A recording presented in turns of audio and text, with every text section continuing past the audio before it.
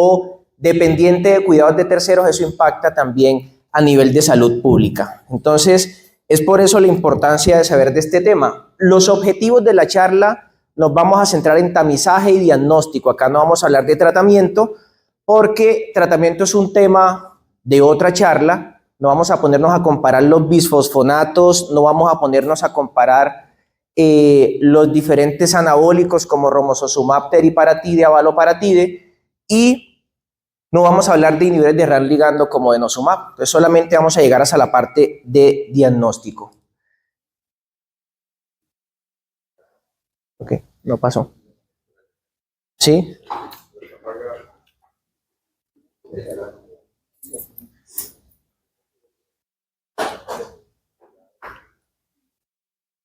Bueno, para la búsqueda de la literatura en esta charla, me basé en inteligencia artificial. Entonces, yo generalmente recomiendo esta herramienta que se llama Semantic Scholar y la otra que recomiendo es Research Rabbit.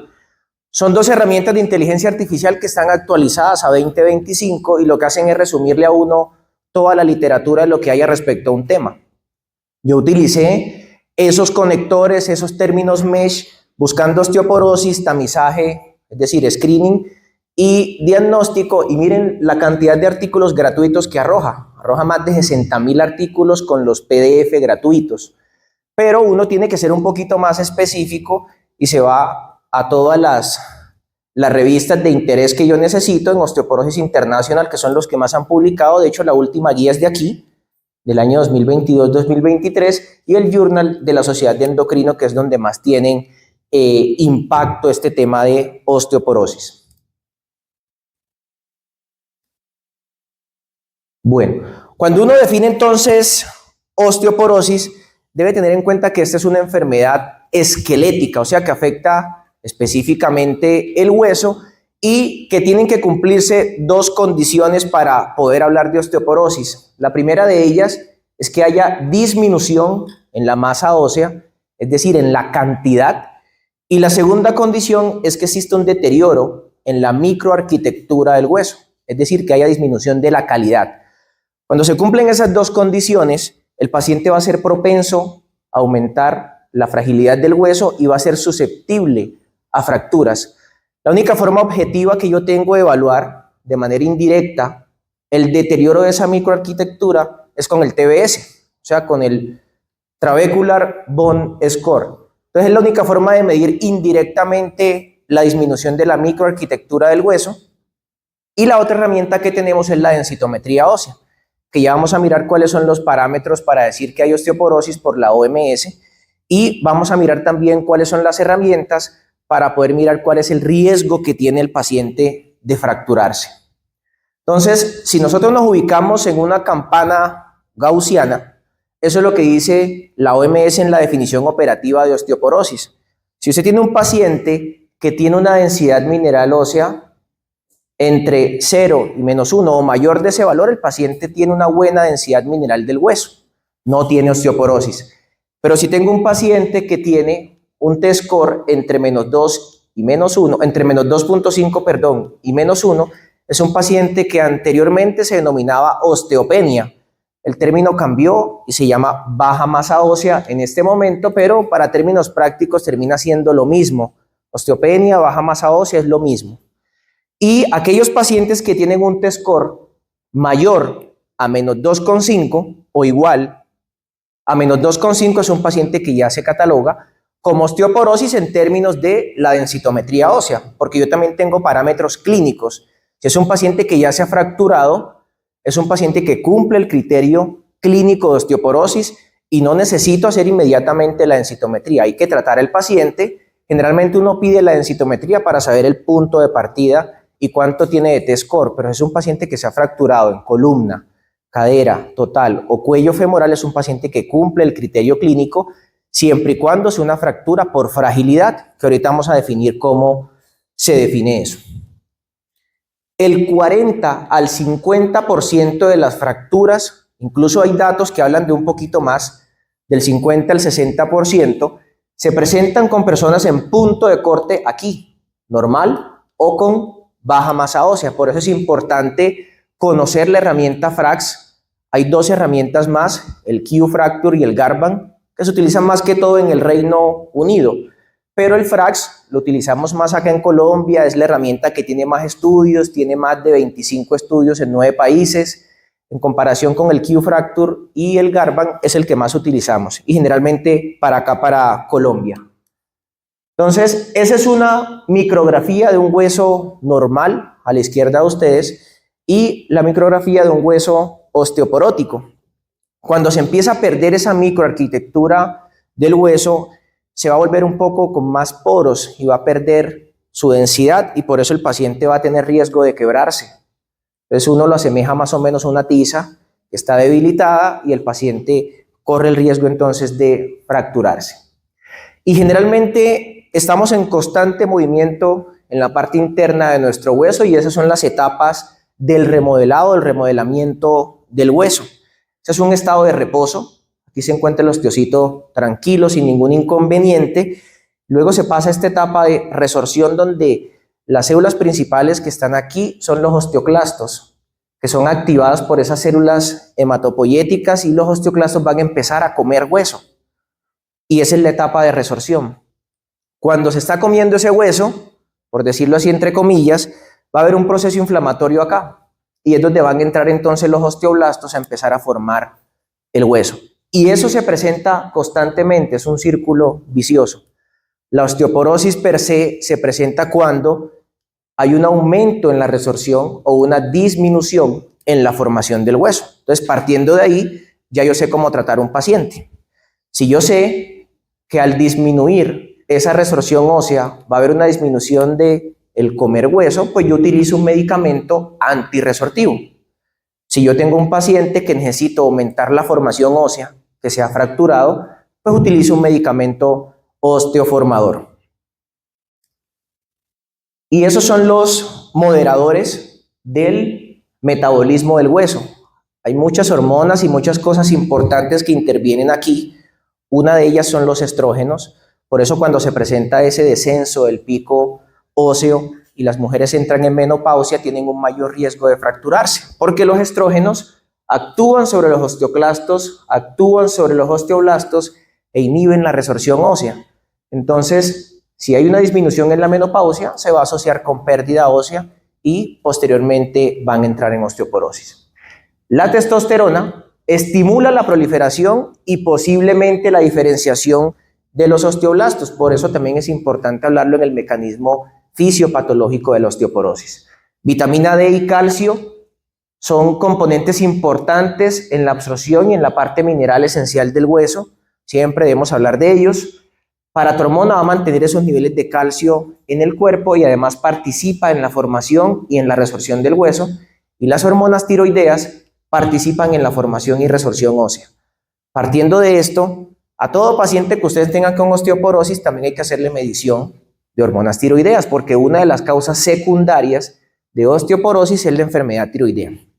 Entonces siempre hay que estudiar secundarismo en el paciente con osteoporosis.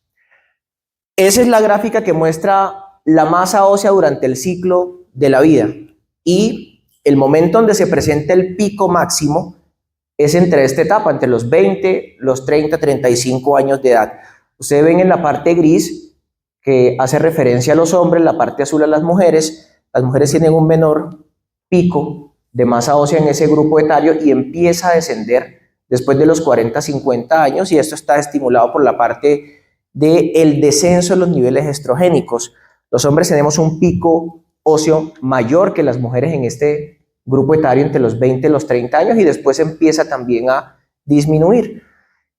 Por eso es más frecuente que le dé osteoporosis a las mujeres. Sin embargo, hay subestimación en los hombres, y por eso en ellos también hay que hacer tamizaje después de los 70 años o cuando tengan algún factor de riesgo que vamos a ir mirando más adelante.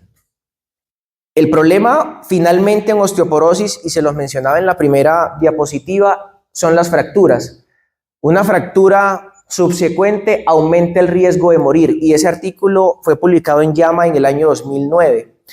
Y si ustedes se dan cuenta, esta parte que está un poquito más sombreada es la población que se ha fracturado, y la parte que está en una escala de grises menor es la población general. A medida que aumentan los años y una paciente se ha fracturado, el riesgo incrementa en esa paciente que se ha fracturado anteriormente. Por eso, uno de los factores de riesgo más importantes, y es lo que siempre debemos preguntar: señora o señor, ¿usted se ha fracturado previamente? Porque es uno de los factores de riesgo que más impacto tiene, al igual que la edad. Noten ustedes que a medida que aumenta la edad, se aumenta el riesgo de padecer fracturas. Y eso es lo que pasa en la cuenta de costos en Colombia, y lo publican en la guía que hacen los reumatólogos en el 2018 de osteoporosis. Y nos mencionaban lo siguiente: operar una fractura de cadera vale más o menos entre 8 a 9 millones de pesos. Operar una fractura vertebral, entre 11 a 12 millones de pesos. Operar una fractura de radio distal, 2.5 a 3. Y una fractura vertebral que no requiere manejo quirúrgico, más o menos entre 5 a 6 millones en un año de seguimiento. Y aquí no estamos contando las complicaciones que puedan haber después de la fractura, si el paciente sangró, si hizo una sepsis de tejidos blandos en el sitio operatorio, y si metemos cuántos pacientes terminan fracturándose en un año, obviamente esa cuenta va a incrementar. La osteoporosis, entonces, por ese motivo, debería ser considerada una patología de alto costo y deberíamos tener programas prioritarios en salud pública. Y aquí entraríamos los epidemiólogos a decir por qué en realidad no entra como una patología que tenga un programa prioritario en salud pública para disminuir ese tipo de costos en salud. Y el porcentaje de fracturas está representado en esa gráfica de tortas. Listo, en Latinoamérica se hizo un estudio que viene en la diapositiva siguiente, que es el estudio Lavos.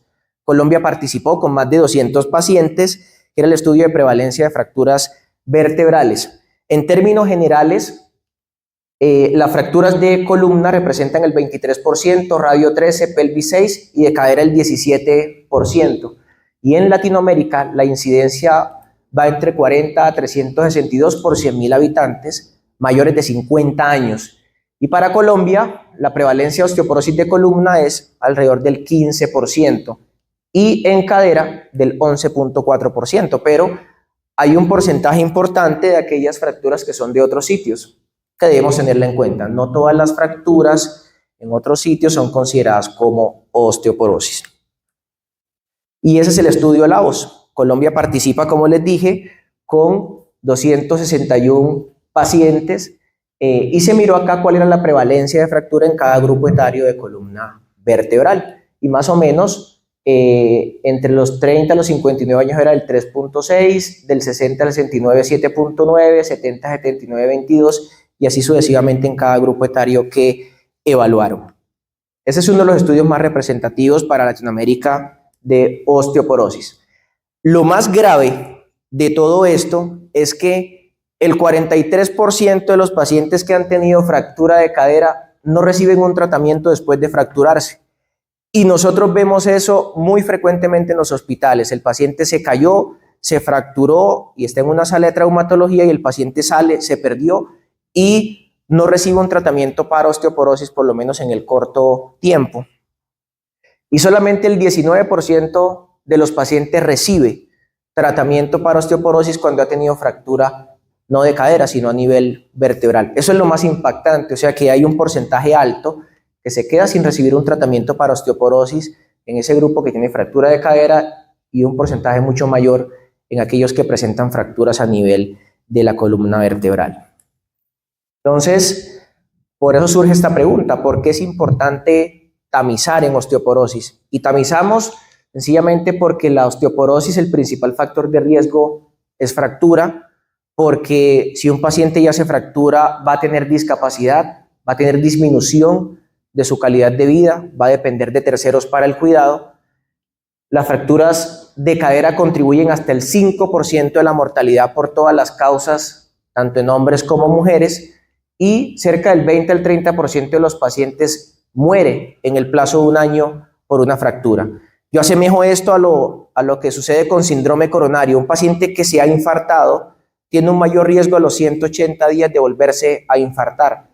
Aquí en osteoporosis, un paciente que se ha fracturado en los próximos 180 días, próximos 365 días, tiene un mayor riesgo de fracturarse. Por eso la importancia de preguntar el antecedente de fractura previa.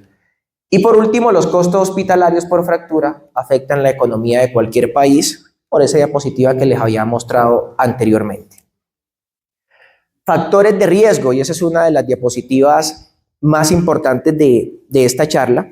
Yo arranco con esta gráfica que sale publicada en Osteoporosis en 2019, y noten ustedes que a medida que aumenta la edad, va a haber un mayor riesgo de que el paciente profundice su T-score, y eso va a generar que el paciente disminuya la microarquitectura del hueso, disminuya la densidad mineral del mismo, y por ende se fracture. La edad juega entonces un papel importante. Yo coloco en rojo la fractura previa, bien sea de cadera, columna o muñeca, porque tiene un factor preponderante acá. El bajo peso, menor de 127 libras o menor de 58 kilos, se convierte en un factor de riesgo. Pacientes con antecedente de fractura de cadera, tratamiento actual o previo con glucocorticoides, pero hay que tener en cuenta que la dosis debería ser de más de 5 miligramos al día por un periodo de más de 3 meses o igual.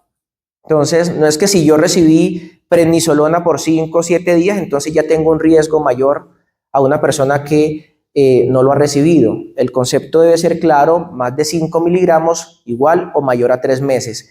Para endocrinología, con dosis superiores a 7.5 miligramos ya se suprime el eje. Para, en términos de osteoporosis, más de 5 miligramos por esa temporalidad se aumenta el riesgo de fracturas. Tabaquismo, otro factor de riesgo, consumo excesivo de alcohol, más de 3 tragos al día. Artritis reumatoide, no sabemos si es por el proceso inflamatorio per se o si es por el consumo crónico de esteroides o es algo que se solapa. Menopausia prematura, es decir, menos de 40 años, o hipogonadismo en hombres. Yo siempre tamizo con testosterona a todo adulto, hombre que me llegue con cansancio, porque una de las causas secundarias para osteoporosis puede ser el hipogonadismo. Caídas frecuentes. Entonces miren que son varios factores de riesgo para osteoporosis que uno debería preguntar en la consulta cuando llega una paciente con osteoporosis para poder enfocarla mucho mejor. Y esa es una definición que también debemos tener clara, que es una fractura por fragilidad, porque si yo me caigo de un 5º piso, eso no se considera una fractura por fragilidad. Si a mí me atropella una moto, no se considera una fractura por fragilidad, o si tengo un traumatismo de alto impacto, no se considera una fractura por fragilidad. Entonces, se define de la siguiente manera: es aquella fractura resultante de una caída de su base de sustentación, o sea, de su propia altura, durante una actividad física cotidiana o por un trauma mínimo. Se tropezó, se cayó o se cayó de un primer, segundo escalón. Típicamente, estas fracturas por fragilidad ocurren en columna vertebral, cadera, antebrazo, y las fracturas vertebrales pueden ocurrir sin trauma. Y es muy importante recordar que la osteoporosis no duele. Entonces, los pacientes van a decir: por eso es que me está doliendo la espalda. No. Eso duele cuando hay una fractura de pronto importante, pero la osteoporosis en términos generales no genera dolor. Pueden ser asintomáticas y se necesitan estudios imagenológicos para su detección. Por eso uno de los consejos después de esta charla es: a todo paciente con osteoporosis, hágale por favor una radiografía de columna. ¿Listo? Como tamiza. Y entonces, ¿a quién realizar densitometría ósea? De hecho, de eso se enfatiza en la guía de práctica clínica que va a salir publicada ahorita para el 2025. A toda mujer igual o mayor de 65 años y hombres igual o mayor a 70 años deberíamos solicitarle densitometría ósea. Toda mujer posmenopáusica con antecedente de fractura, sin traumatismo mayor, osteopenia identificada radiográficamente o terapia con glucocorticoides a largo plazo, es decir, más de 5 miligramos por más de 3 meses, deberíamos hacerle densitometría. O mujeres menores de 65 años y hombres menores de 70 que cuente con alguno de esos factores de riesgo: bajo peso, terapia con glucocorticoides, menopausia precoz, tabaquismo actual, consumo excesivo de alcohol o pacientes con osteoporosis secundaria, deberíamos hacer también densitometría ósea. Y esa es la forma como la OMS nos dice cuáles son los criterios para la clasificación de baja masa ósea y osteoporosis de acuerdo al T-score. Entonces, un T-score normal es aquel que se encuentra entre menos de 1 o superior. baja masa ósea entre menos 1 y menos 2.5 y osteoporosis un poco más profundo igual a menos 2.5. Y osteoporosis severa o establecida es aquel paciente que tenga igual o mayor a menos 2.5 con una fractura por fragilidad. Listo, es el paciente de muy alto riesgo. Y esos son los criterios diagnósticos para osteoporosis. Entonces, si tengo un T-score entre menos 2.5 inferior en columna, cuello, cadera total o radio 33, es un paciente que cumple con criterio para osteoporosis. Fractura de columna o cadera por traumatismo leve, independientemente de la densidad mineral ósea. O sea que si yo me fracturé, ya tengo el criterio clínico y no tengo que hacerle densitometría, sino tratar al paciente de una vez. Obviamente uno la pide para saber el punto de partida, como les mencionaba previamente, pero independiente de la densidad mineral ósea en un paciente con fractura de columna o cadera, en una fractura de fragilidad, ya cumple el criterio clínico de osteoporosis.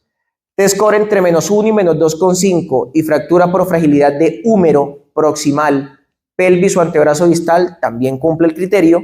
Y pacientes con T-score que les den baja masa ósea y que tengan alta probabilidad de fractura con el FRAX también cumple el criterio de tratamiento y de osteoporosis.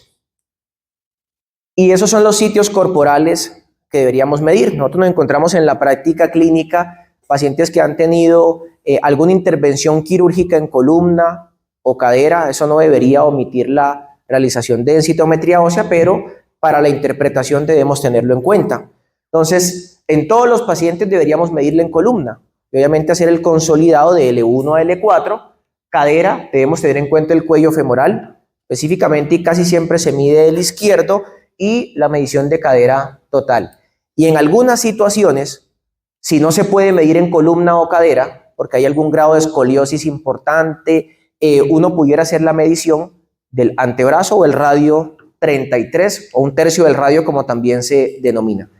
Y siempre, como nota adicional, deberíamos tener en cuenta el T-score más bajo de los sitios esqueléticos que hemos evaluado. Entonces, si tenemos un T-score de menos 2.1, menos 2.6, nos vamos con el de menos 2.6. Y esos son los exámenes que deberíamos realizar en todo paciente con osteoporosis. Hemograma, tenemos que hacerle siempre. Química sérica para mirar todo el perfil fosfocálcico, calcio, fósforo, albúmina, enzimas hepáticas, fosfatasa alcalina, creatinina, electrolitos, calcio en orina de 24 horas con el fin de descartar hipercalciuria y hacer medición de niveles de 25-hidroxivitamina D y PTH. TSH, por lo que les mencionaba, una de las causas secundarias de osteoporosis es la enfermedad tiroidea. Yo casi siempre mido electroforesis de proteínas y hago inmunofijación para descartar causas hematológicas de osteoporosis. Marcadores de recambio óseo generalmente no solicito de rutina, la guía lo coloca así, no hacer rutinariamente, pero en aquellos pacientes que uno mire que pese al tratamiento encuentra que ha disminuido el T-score en el tiempo, uno pudiera hacer marcadores de recambio óseo para ver si el paciente está haciendo un poco más de resorción. Radiografía de columna dorsolumbar a todos los pacientes con osteoporosis, siempre hay que pedirla, no se nos puede olvidar, para hacer tamizaje de fractura de columna vertebral. Y la morfometría identifica la presencia de fracturas mediante la altura de los cuerpos vertebrales. Deberíamos hacer morfometría siempre, lo que pasa es que eso incrementa un poquito los costos, pero la guía sugiere que deberíamos hacer morfometría y hacer TBS para todos los pacientes.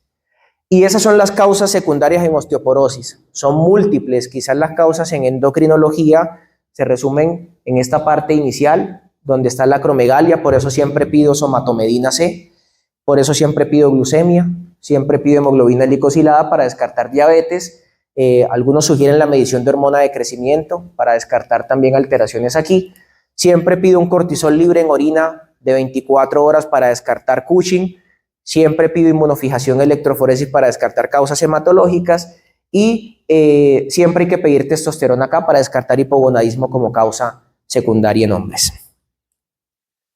Y vamos entonces a hablar del FRAX, porque no podemos hablar de tamizaje y diagnóstico de osteoporosis sin comentar la herramienta que más utilizamos para mirar cuál es el riesgo de fractura que tiene nuestro paciente. Como les comentaba, el FRAX no es la única herramienta que existe. Hay dos más, el Q-Fracture y está el Garban, pero esta es la más utilizada porque es la que tiene más estudios. Entonces el FRAX es una herramienta que permite calcular el riesgo de fractura. Nos sirve en el nivel 1 de atención. ¿Listo? Porque yo con el FRAX, sin tener la densitometría ósea, yo puedo tomar decisiones de manejo. Porque se indica en pacientes con baja masa ósea para definir el riesgo de fractura o cuando no se cuenta con la densitometría ósea. Es diseñado para uso en primer nivel de atención o en países con poca disponibilidad de la DEXA. Afortunadamente en Colombia tenemos densitometría ósea. Probablemente es el método más recomendable para determinar el riesgo de fractura y permite el cálculo de riesgo absoluto, tanto de fractura osteoporótica mayor como de cadera en los próximos 10 años. Y de acuerdo a eso, ese es el FRAX. Siempre debemos tener en cuenta que cuando vamos a calcular el FRAX, colocar la banderita para Colombia, porque generalmente aparece la del Reino Unido. Entonces, siempre debemos colocar la bandera para Colombia, colocar todos los datos del paciente, porque eso va directamente a una encuesta y eso hace parte de estudios epidemiológicos. El FRAX cuenta con 12, 13 parámetros, listo, de los cuales 7, 8 son considerados los factores de riesgo. Entonces aquí entra el sexo, peso, estatura, si ha tenido fractura previa o no, padres con fractura de cadera o no, si es fumador activo o no, uso de corticoides, artritis reumatoide, osteoporosis, alcohol, y nos pide también la densidad mineral del cuello femoral. Pero noten ustedes que aquí no aparece nivel de testosterona, no aparece si es un paciente diabético o no. Por eso uno debe tener en cuenta otras herramientas para calcular el riesgo de nuestro paciente. Y una vez nosotros tengamos cuál es ese riesgo del paciente de fractura osteoporótica mayor, nos vamos acá, que esos son los umbrales de evaluación con el FRAX para la población colombiana.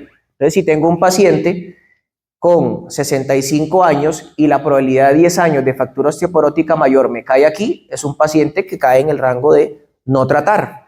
Pero si es el mismo paciente de 65 años y el porcentaje de fractura osteoporótica mayor nos da en 4, es un paciente que yo debería enviarle una densitometría ósea, pero solamente haciendo el cálculo del FRAX. Si por el contrario tengo 65 años y ese porcentaje de fractura osteoporótica mayor me da aquí en 8, ese paciente cumple entonces el criterio y cae en el umbral de intervención, o sea, debería tratarlo. Y aquí sucede esto, ese es el umbral de intervención para el FRAX en la población colombiana, tratar o no tratar de acuerdo a la probabilidad a 10 años de fractura osteoporótica mayor en porcentaje que nos arroja también el FRAX. Pero el FRAX no es todo color de rosas, él también tiene ciertas limitaciones que debemos mencionar, y la primera de ellas es que el principal objetivo es detectar casos de alto riesgo, o sea, los de bajo riesgo pierde un poquito la parte de sensibilidad. Solo se puede usar en pacientes de primera vez y sin tratamiento previo, o sea, que tengo un paciente que ya viene recibiendo ácido zoledrónico, alendronato o alguna otra terapia, pues ¿para qué le hago el FRAX? Ya cumplió el criterio de intervención. No incluye todos los factores de riesgo clínicos, como el riesgo de caídas, por ejemplo, si el paciente tiene diabetes o no. Puede subestimar el riesgo de los pacientes que toman corticoides a dosis alta y por más tiempo. Y lo más importante aquí es que el juicio clínico sigue siendo determinante. Y esas son las otras herramientas que existen. Las dos que les mencionaba, que es el Q-Fracture y el Garban. Ese fue un metaanálisis en el 2015 donde compararon cuál de los tres tenía el mejor rendimiento. Le fue mucho mejor al FRAX, por eso se sigue utilizando.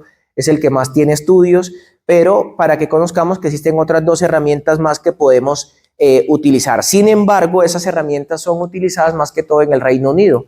Entonces, la base poblacional, el estado socioeconómico, la altura, todas esas cosas influyen un poquito en la evaluación del riesgo. Luego que tengamos esto, debemos clasificar al paciente si se encuentra en muy alto riesgo o bajo riesgo. Esa es la clasificación en función del riesgo de fractura. Entonces, aquel paciente que entra aquí, muy alto riesgo es que cumpla al menos uno de los siguientes factores. Se ha fracturado en el último año o fractura múltiple, fractura durante el tratamiento, que tenga un T-score menor a menos 3.5 o un FRAX mayor de 30% para fractura osteoporótica mayor o un FRAX mayor a 4.5% por fractura de cadera. El paciente con alto riesgo debe cumplir uno o más de los siguientes: más de 65 años, más fractura previa, más de 12 meses, o que tenga un T-score menor a menos 2.5, o que tenga un T-score que le den rango de baja masa ósea, es decir, menos 1 a menos 2.5, y que tenga un FRAX con más del 20% o igual para fractura osteoporótica mayor o mayor del 3% para cadera.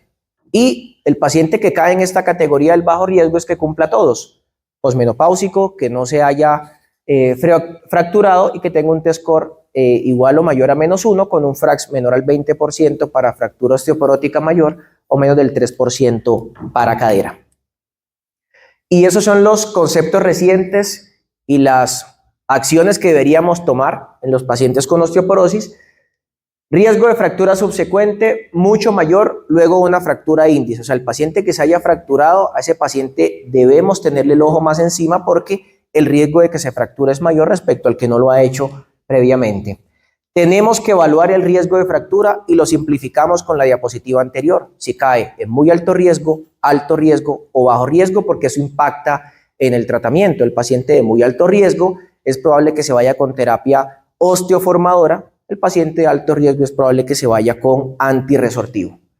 Intervención temprana. Tenemos que usar medicamentos con un efecto rápido en fractura, estrategias individualizadas según el riesgo del paciente, y debemos siempre pensar en el tratamiento a largo plazo.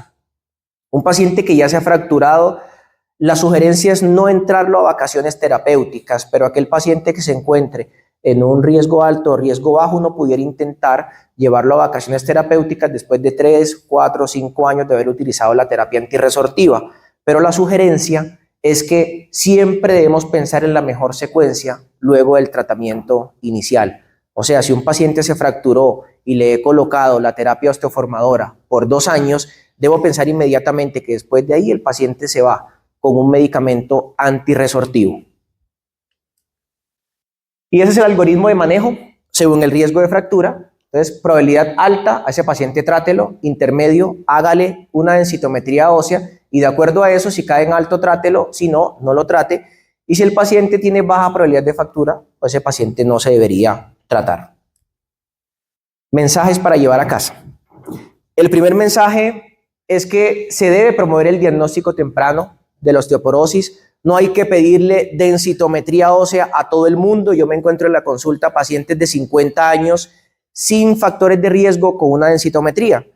Me encuentro pacientes de 40 años con densitometría ósea que ya están en un rango de baja masa ósea.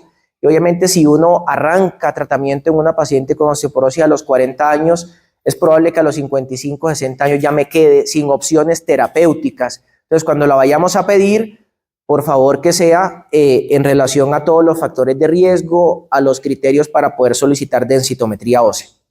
El tamizaje y diagnóstico requiere herramientas precisas que permitan identificar a los pacientes en riesgo, y aquí hablo del FRAX.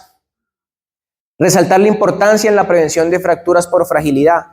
Eso es muy importante y a veces no lo hacemos en la consulta. Coloque barandas en el baño, por favor que tenga un buen sitio de iluminación, que la abuelita utilice un calzado adecuado, que pilas con las escaleras, que no esté el piso mojado. Todas esas cosas son consejos prácticos que uno le da a los familiares para evitar una fractura y todo lo que eso conlleva. Alimentarse adecuadamente, tener un buen consumo de proteínas y recomendar la mejor opción terapéutica a partir de la mejor evidencia disponible y siempre individualizando al paciente. Muchas gracias.